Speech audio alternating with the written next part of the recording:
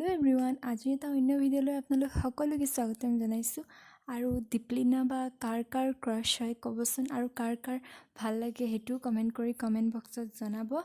আৰু দীপলিনা বাৰ এটা ফটোশ্বুট আছিল তাৰে কিছুমান ফটো মই আপোনালোকৰ আগত শেয়াৰ কৰিছো আৰু ফটো কেখনত কেনেকুৱা লাগিছে দীপলিনা বা কমেন্ট কৰি জনাব